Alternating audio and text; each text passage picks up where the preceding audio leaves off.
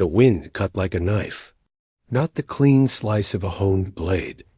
No, this was the ragged tear of cold that got into your bones and stayed there, chewing at your marrow. Snow crunched under boots in the town square.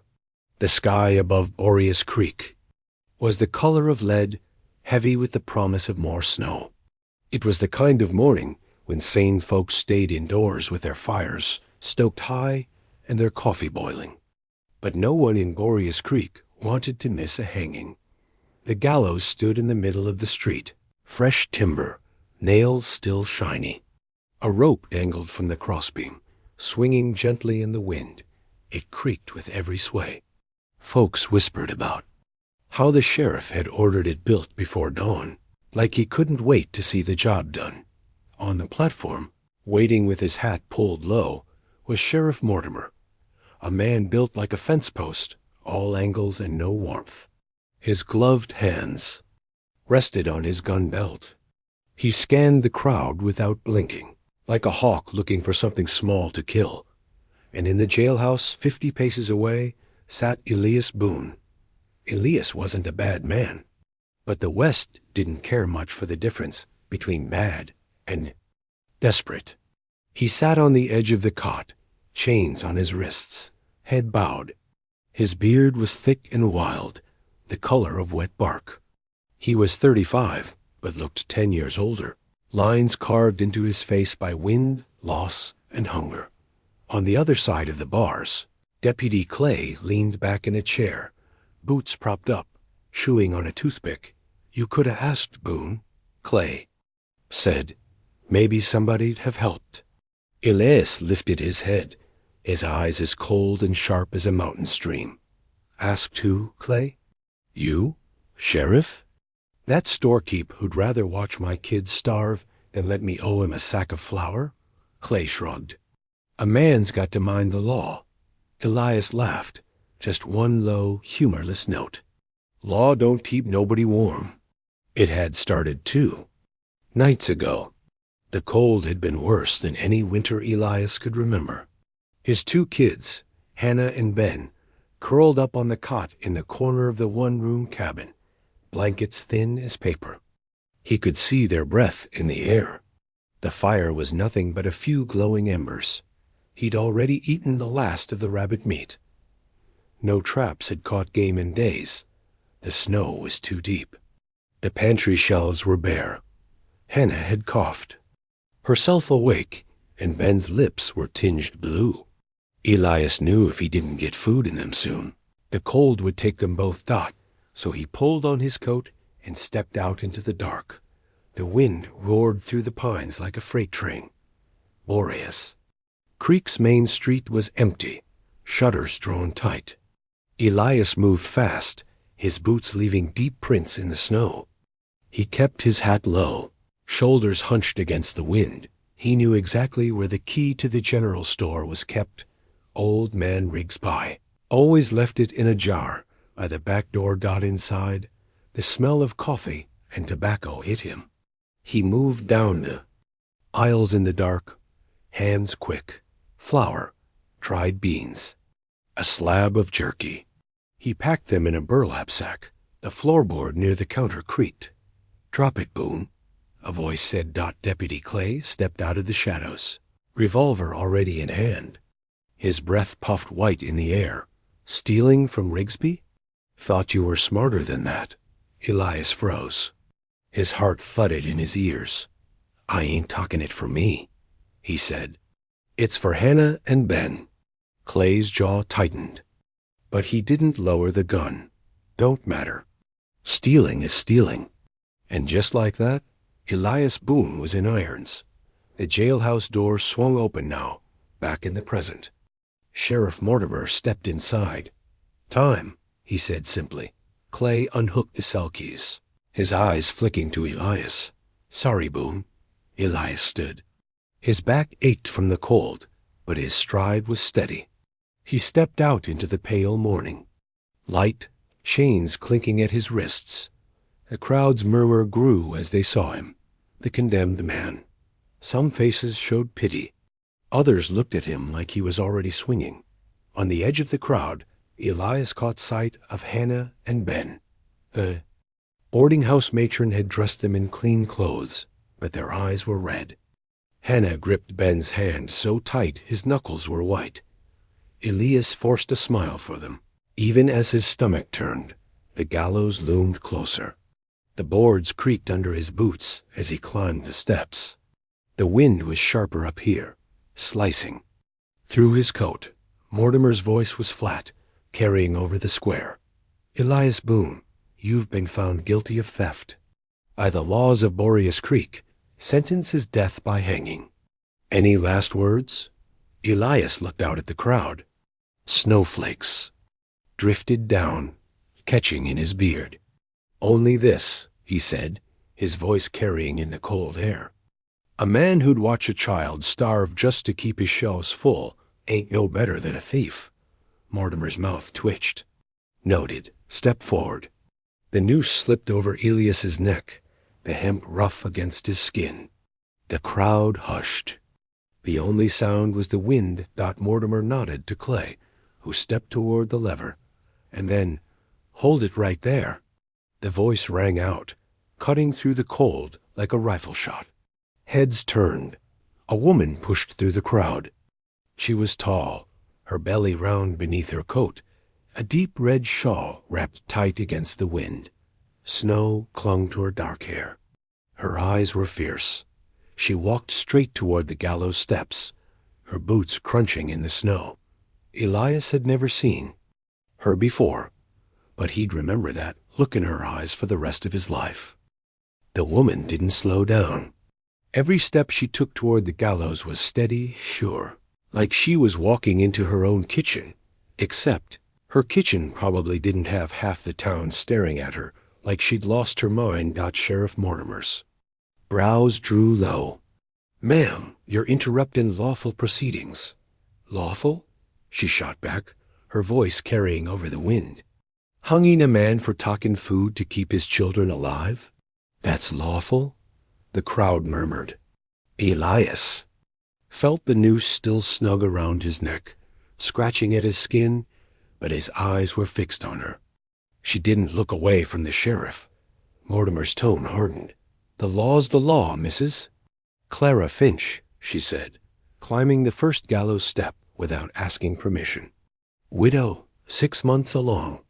And I'm invoking statute 26 of the Frontier Provisions Act." Mortimer blinked. "That's not been used in." "Don't care," Clara cut in. "The statute says if a widow offers surety, the accused may work off his debt in service instead of hanging. I'm offering surety."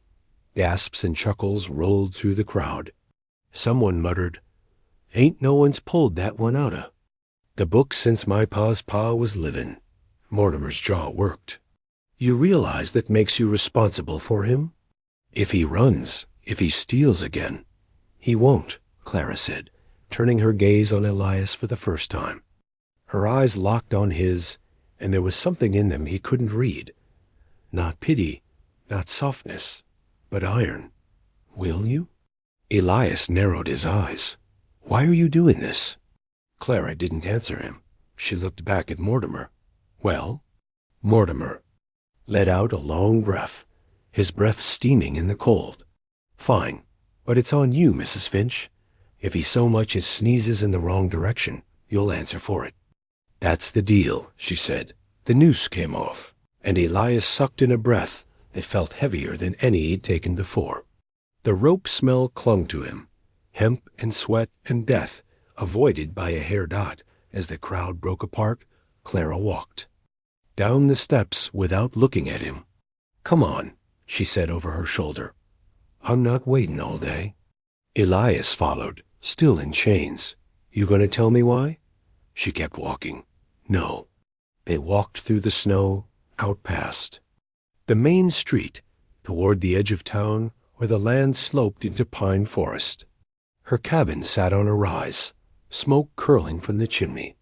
It wasn't big, but it was solid, well built, with logs tight-fitted and a porch that looked like it had been swept that morning. She pushed the door open and stepped inside. The heat from the stove hit Elias like a wave. "Sit," she said, pointing to a chair. "You'll get those chains off soon enough. Clay'll be along with the key once Mortimer finishes grumbling about me." Elias sat, the warmth thawing the ache in his fingers. He scanned the room, neat but lived in. A quilt folded over the couch, a pair of boots by the door. On the table, a half-finished carving of a horse. "You live here alone?" he asked Clara. "Set a kettle on the stove." "I do now." He caught the edge in her tone but didn't push. "You got kids?" she asked suddenly. "2," he said. "Hannah's 9, and 6. She nodded once. Like that explained everything she needed to know. "They'll stay with the boarding house for now. You work for me until your debt's cleared." He leaned back. "And what exactly does work for me mean?" Clara poured tea into 2 mugs. "Chop wood, mend the barn roof, keep the well from freezing over, carry heavy things I can't. I'm not supposed to be out hauling in my condition." Elias' eyes flicked to her belly. "Your husband dead," she said flatly. 3 months ago, land dispute. Shot by the Maddox brothers. Sheriff said they couldn't be found. Elias knew the name. The Maddox gang weren't just thieves. They were carrion. Men who took what they wanted, burned what they didn't, and left the ashes to blow in the wind. Clara sipped her tea like she hadn't just dropped a stone into the conversation. The kettle hissed. Outside, wind rattled the shutters. After a while, Elias said, "You didn't have to save me. Could have let the rope do its work." She set her mug down. "I didn't do it for you." "Then why?" Clara's gaze flicked to the window then. Back to him. "Because I've been left standing in the cold before, waiting for someone to help, and no one came. Don't matter if I like you or not. I wasn't going to watch it happen to your kids." Elias sat in silence, unsure how to answer that. That night, after Clay came with the key and removed his chains, Elias went out to the woodshed to start chopping. The rhythm of the axe was steady, almost enough to quiet the noise in his head. He came back inside. Clara was sitting at the table, cleaning a rifle. Her hands were quick, practiced. She didn't look up when she spoke. "You know the Maddox boys will hear soon enough. I'm alone out here. You think they'll come?" "I?" "No, they will." He frowned. "And you're not leaving?" She slid the rifle's bolt into place with a click. "This is my land. I'm not giving it up." He studied her for a long moment. "You're a stubborn woman." She gave the faintest of smiles. "And you're not half as scary as you look." Later, after she'd gone to bed, Elias sat by. The dying fire. Through the thin wall, he could hear her moving, the creak of floorboards, the quiet clink of metal. Then a whisper, almost too low to hear. "If they come for him, I'll be ready." It wasn't the kind of thing you said about someone you didn't care about, but Elias didn't know whether to feel grateful or worried.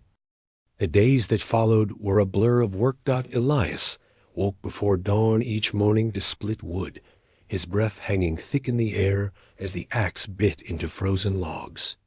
The cold didn't bother him as much as it once had. Years in the mountains had toughened him, but the work now carried a weight it hadn't before. Every strike of the blade felt like he was chipping away at the rope that had almost claimed his life. Clara didn't hover, but she watched.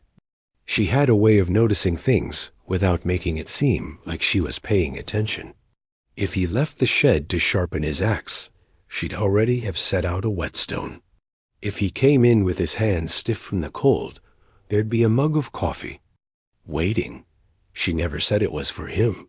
She just put it there. They didn't talk much about the gallows, or about why she'd stepped in.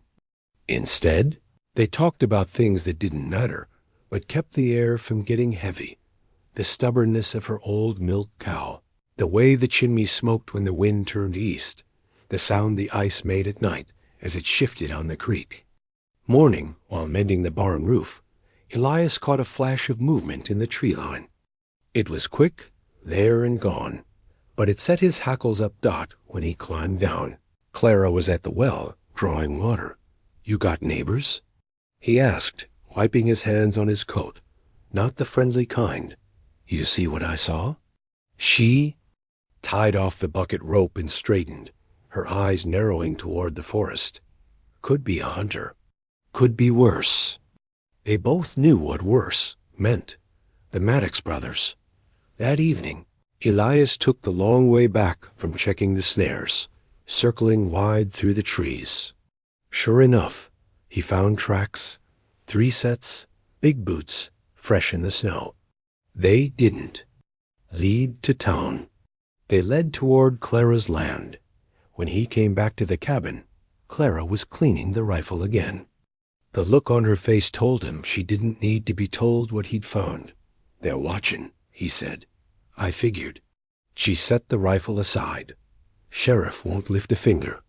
Says he's got no proof they're here. Besides, Maddox boys have friends in town."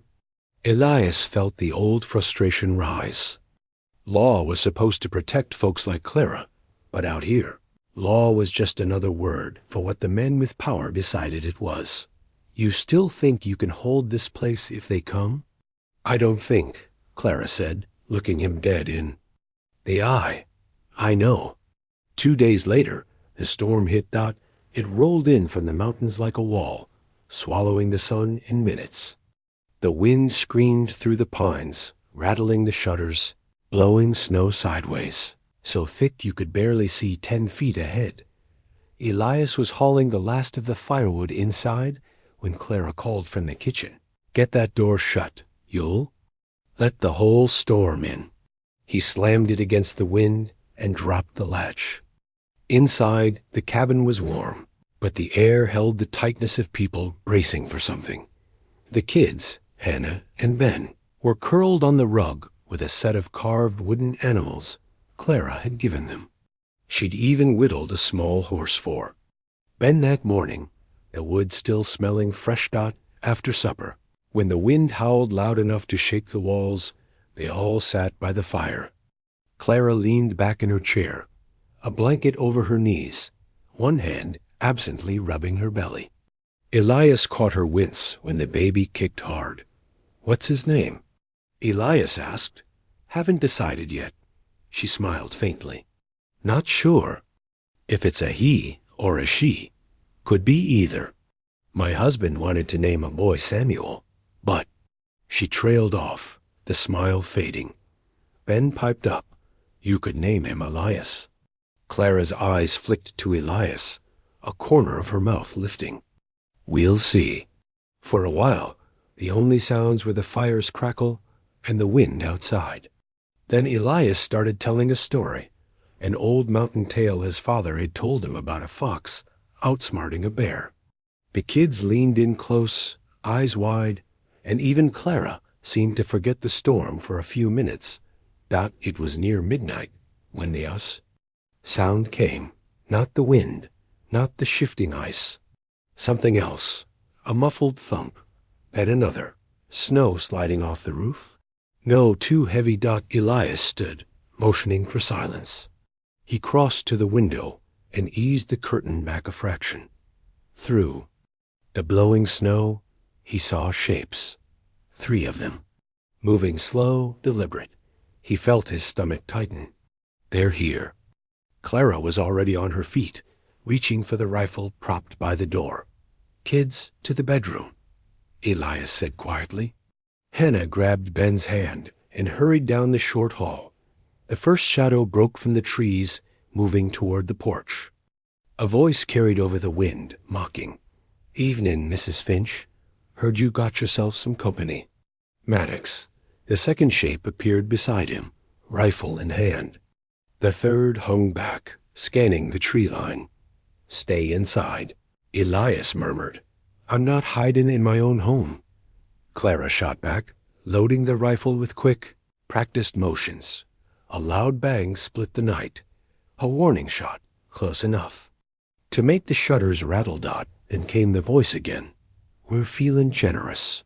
Mrs. Finch, hand over the land deed and the man, and maybe we'll leave you and that belly of yours in one piece." Elias' grip tightened on the hunting knife at his belt. "They're not here for me alone," he said. "No," Clara agreed, eyes hard as flint. "They're here for everything." Snow swirled thicker outside, the storm howling around them.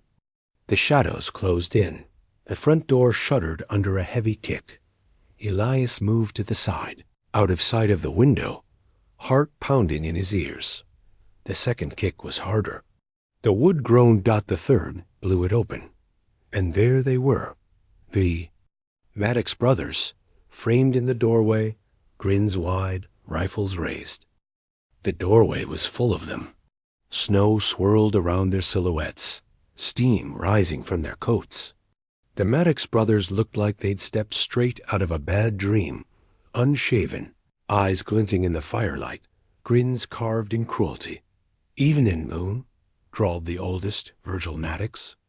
"Didn't expect to see you out of that noose." Elias didn't move from the side of the doorframe. "Didn't expect to see you crawling up a widow's porch in the middle of a blizzard." Virgil's grin widened. "Ain't crawlin'. Collecting. This land's got our name on it. Sheriff don't say otherwise." "Sheriff don't say nothin' if you're payin' him." Elias shot back. The youngest brother, Caleb, shifted his rifle, impatient. "Enough talk. We talkin' the deed, or we talkin' blood?" "Makes no difference."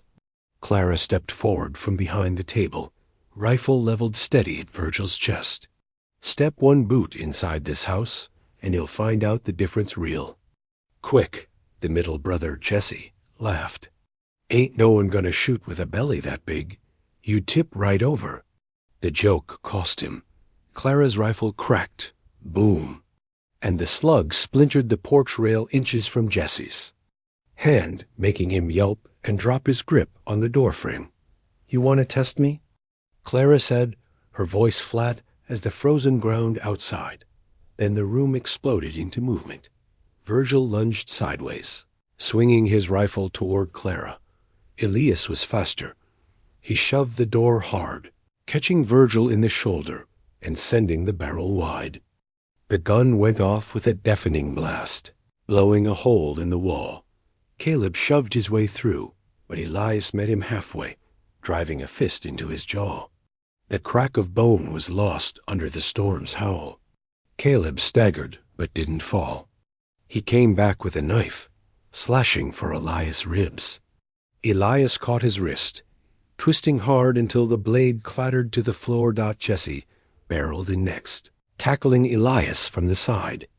It went down hard, slamming into the rug, rolling over. The wooden animals the kids had left behind. Elias' shoulder burned with pain, but he got his hands around Jesse's coat and heaved, throwing him into the table. The table tipped, sending a pot of stew crashing to the floor. The smell of venison and potatoes filled the air, mixing with the sharp tang of gunpowder. Virgil swung his rifle like a club, catching Elias across the back. Elias grunted, falling to one knee. Caleb was coming in again, knife retrieved, murder in his eyes. Clara didn't hesitate. The rifle boomed again, the slug slamming into the doorframe an inch from Caleb's ear. The blast froze him mid-step, his courage leaking out as fast as the blood from the shallow nick on his cheek. "You want the next one in your skull?" she said. Jesse lunged for her, and that's when Elias moved. With a roar, he surged up from the floor, driving his shoulder into Jesse's gut. They hit the wall hard, Jesse's rifle skittering away. Elias pinned him there, one hand around his throat. "Storm's bad tonight," Elias growled. "But not bad enough to cover your screams if I snap your neck." Jesse's eyes went wide. His hands came up in surrender. Virgil snarled, raising his rifle again. But Clara was already there, her own barrel pressed against his chest. "Drop it," she said. He hesitated, and Elias stepped up beside her, knife in hand, his eyes promising that hesitation was a bad idea. The rifle clattered to the floor. By the time the sheriff arrived, late. Of course, the Maddox brothers were tied up in the snow, faces bleeding, egos shattered. Mortimer stepped out of the shadows like he'd been there the whole time. "Heard some trouble," he said, voice as bland as ever. Clara didn't lower her rifle. "You're about 3 minutes late to be useful." Mortimer's gaze flicked to Elias. "Looks like you stayed out of trouble." "Looks like you avoided it," Elias replied. The sheriff's jaw twitched, but he said nothing. Instead, he nodded toward the Maddox brothers. "I'll haul him in. Might be a good day for justice after all." Elias' laugh was dry as the wind. Don't count on it. The next morning, the storm had passed. Sunlight bounced off the snow so bright it hurt to look at. Elias stood outside, splitting the last of the logs. Clara stepped out onto the porch, coat buttoned over her belly. "He'll be back," he said without looking up. "They won't," she replied. "Not after last night." He set the axe down, leaning on the handle. "You can't be sure." "I'm sure enough," she said, and there was a softness in her tone now, a weariness too. "You could go, you know. Take your kids and head back into the mountains. Start over." Elias turned toward her, his face unreadable. "Could, but mountains are cold, and they don't talk back near as much as you do." She smiled, small but real. "That a complaint?" "Not sure yet." They stood there a moment, snow sparkling between them.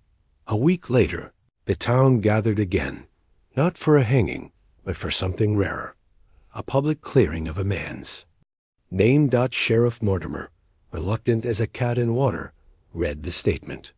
"By the authority vested in me as sheriff of Boreas Creek, the charges against Elias Boone are hereby dropped. His debt has been paid in full." The townsfolk clapped, some half-hearted, some genuine. Hannah and Ben rushed to his side, their small hands gripping his. Clara stood a step away, watching. When the sheriff was done, Elias turned to her. "Guess that means I'm free." "Guess it does," she said. He looked at her for a long moment. "Still got that barn roof to fix?" Her smile widened. "Plenty more than that." And just like that, it was decided.